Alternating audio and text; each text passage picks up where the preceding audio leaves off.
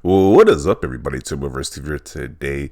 So the Dying Light 2 devs have announced they have put a performance mode on Xbox Series S version of Dying Light 2, so now the game runs at 60 FPS.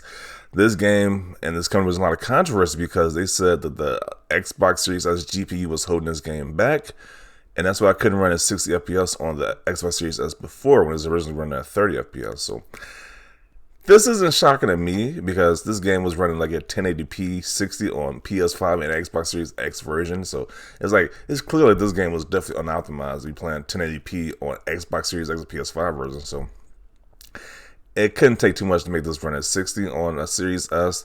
You know, Sony fanboys are running with this whole, because the developer said the GPU was holding them back, that Xbox Series X is holding back gaming is the narrative they were going with. So. And this guy right here, he definitely pointed out, he pointed this one Sony fanboy out. He says, this is what happens when you jump at every opportunity to be negative towards a platform you don't play. Like I said, of course, 60 FPS is possible on Xbox Series S and the 720 to 90p range. I also don't see this option available to gamers, and I expect future patches might improve further. And originally, the Sony fanboy says, Dying Light 2 dev says Xbox Series S is only 30 FPS because the console GPU is holding them back. This after responding to a complaint that 30 FPS was making them feel sick. If AAA devs are already complaining about the power of the Series S, that's terrible, barely a year old. Yeah, so for Sony fanboys are running with this narrative that Xbox Series S is holding back gaming, and the game is just ruined because of Xbox and the Series S, which is such a ridiculous claim, but yeah. The Series S is a great console. It's like if you want to do, if you don't care about 4K, get an Xbox Series S. If you do care about 4K, get the Series X. It's that simple. People they want to constantly trash the Series S for stupid ass reasons. It's just dumb. They just want to try to get a W and say how Sony is better than Xbox, when in reality the devs didn't optimize the game properly. So it's all sorted out with. So you can now play Dying Light 2 at 60 FPS on Xbox Series S. So let's see what people got to say about this. Breaking news, negative idiots will continue to act like fools. Let's see. The real headline here is that the gap between the PS5 and the Series S is the same as the one between the PS4 and Xbox One. That thing is a little beast. Glad now I might give it a try at some point. The 30 FPS really made me not want to play it. Yeah, and there is a big difference between 30 FPS and 60 FPS, in case you don't know.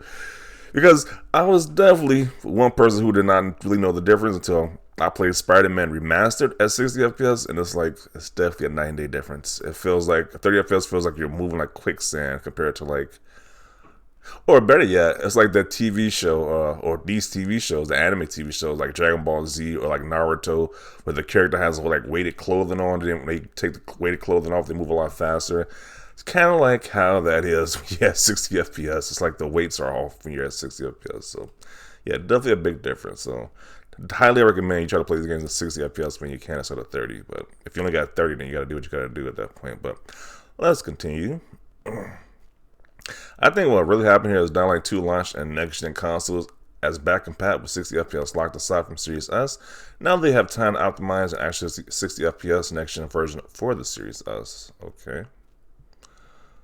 Let's see this other post as well that I picked up. So this guy says, so Dying Light 2 can now run at 60 FPS on Series S, so that holding back the devs S is just thrown out, yeah. Let's see.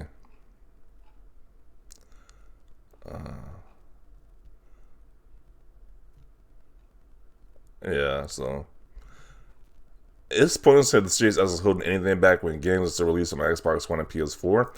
We will see in a few years from now how it keeps up.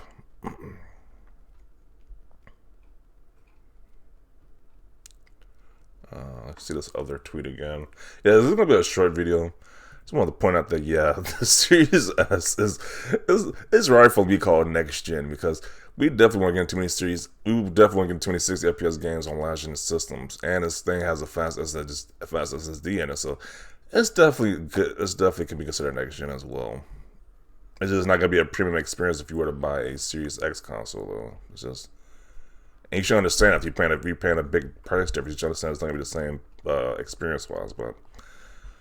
Let's see.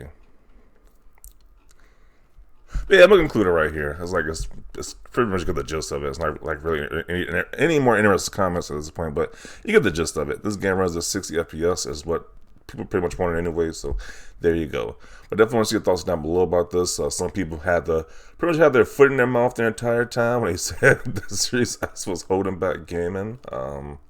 Yeah, so they have pretty much had a big case of foot in their mouth from this post right here. But definitely want to see your thoughts down below. Leave a like this video. As always, thanks for watching, and peace.